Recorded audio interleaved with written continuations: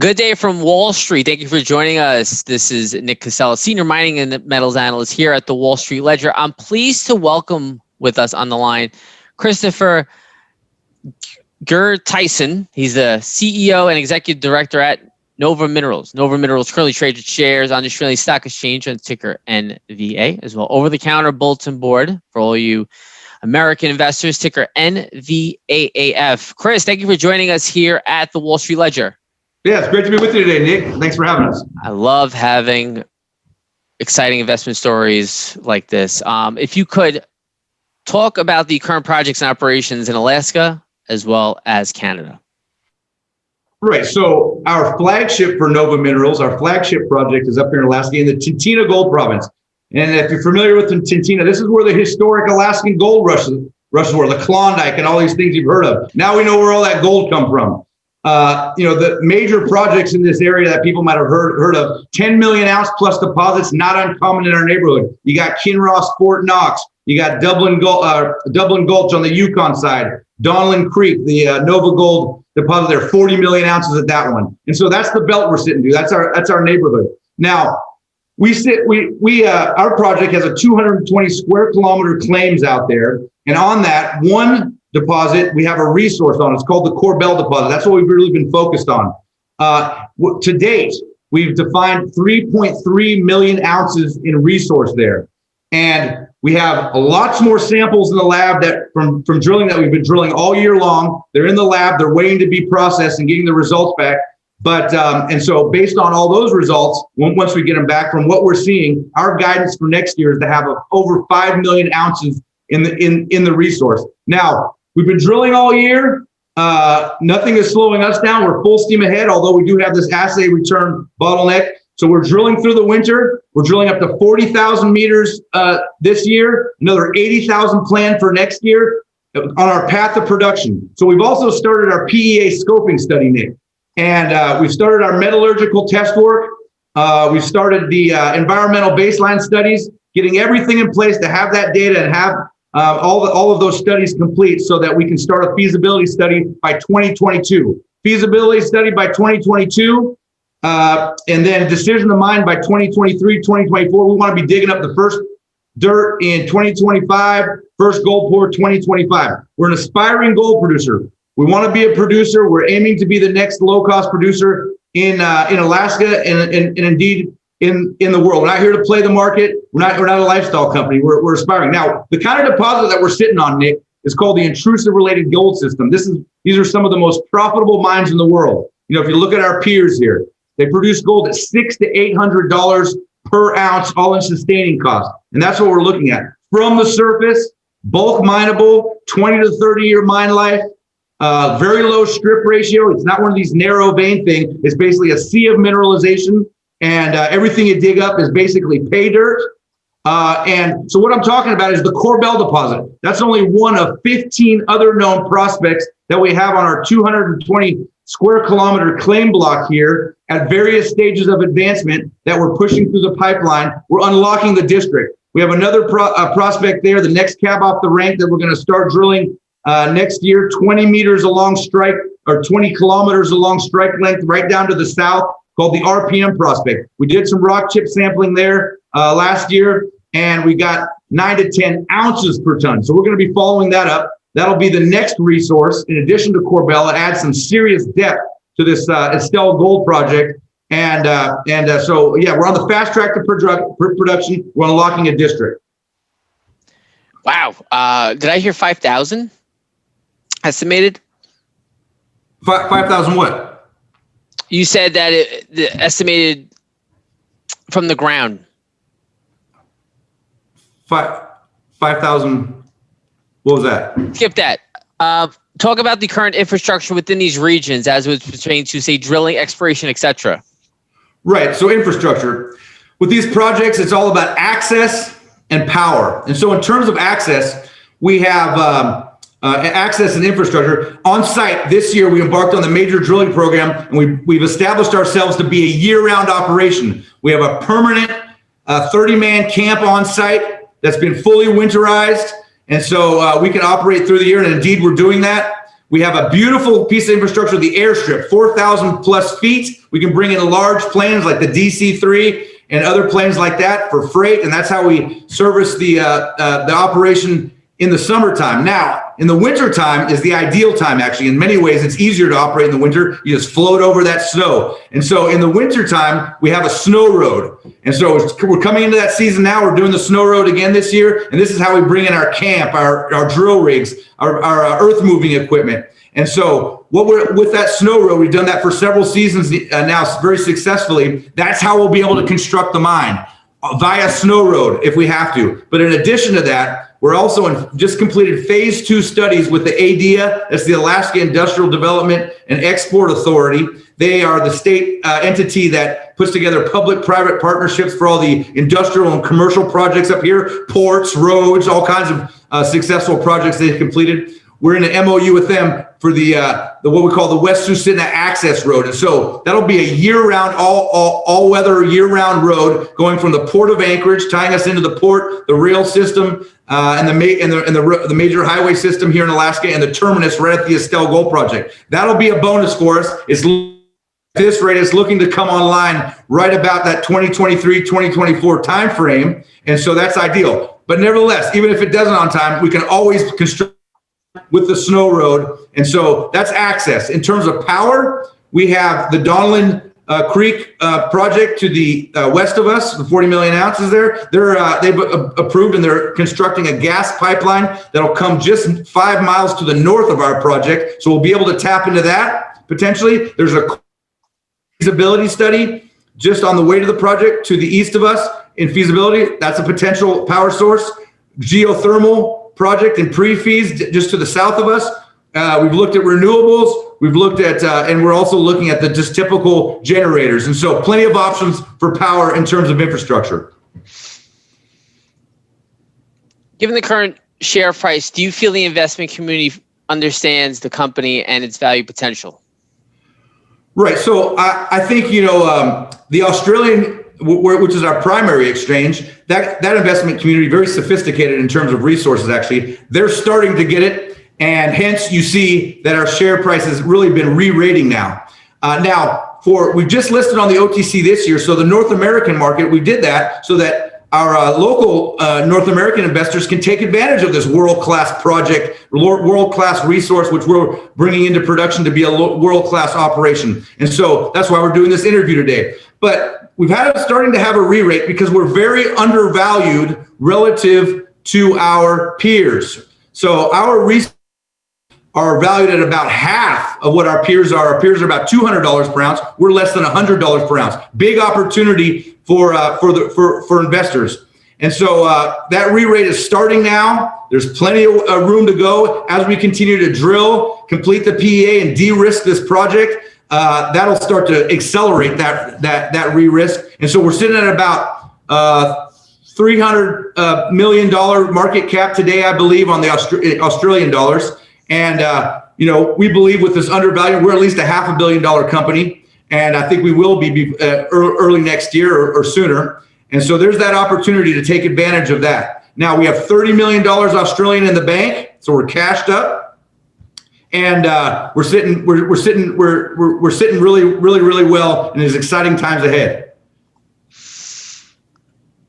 Talk about this current board and management team at Nova Minerals. What a team. I'll just concentrate on myself for now, just in the interest of time. So I'm an economic geologist. That's my profession. I'm from Alaska. I'm from here. So the Estelle Gold Project is right here in my backyard. I've known about this project for a long time. All of us here have. And I started working on these intrusive related gold systems as a young geologist up in Fairbanks, just across the street from Fort Knox. I worked down in Nevada at some of these company maker, just absolutely massive heap leach, bulk mineable deposits for Newmont and Barrick down there on the Carlin Trend and elsewhere throughout Nevada. I've worked in Australia. This is where my Australia connection comes in, mainly in the West Australian gold fields around Kalgoorlie, Western Australia, rebred and reborn in Kalgoorlie, Western Australia. And there was a number of projects there we took from the resource stage into development. Carosue Dam would be one project currently held by Saracen Mineral Holdings, a major mid-tier producer currently in Alaska. Also worked a lot in Asia, right? With Newmont, the Batu Hijau porphyry copper deposit in Laos and Thailand. In Laos, the Sepon copper gold deposit, as well as we started up a copper or a silver gold deposit there as well. So now I've come full circle. This opportunity arose to come back home, work on the Estelle Gold project. My specialty has really become taking projects from that resource stage into production. And so that's the stage we are at Estelle. And I think my experience will really benefit to achieve the objectives that we're after here.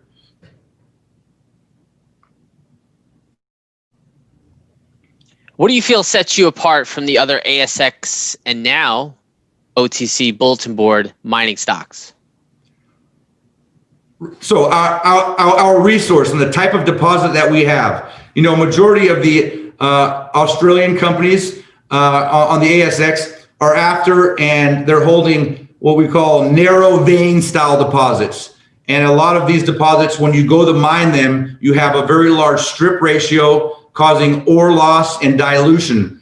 Whereas our deposit, you look at the geometry of these intrusive related gold systems. It's like a big blimp, like a blob, like a large Zeppelin elliptical shape. So when you go to mine it, it's very homogeneous. It's very continuous. It's a sea of mineralization, as I said, very low variability. The problem when you go to mine some of these narrow vein structures is over here, you dig, you get good grade, then a meter away, there's no gold there. And so it's very risky. And so these type of deposits, the type of resource that we have, the type of deposit that we have is sets us apart by far. We're in one of the safest jurisdictions in terms of some of the companies that are in other jurisdictions, Asia, Africa, wherever. We're in Alaska, in North America and in Alaska, one of the top, safest, most pro-development jurisdictions in the world.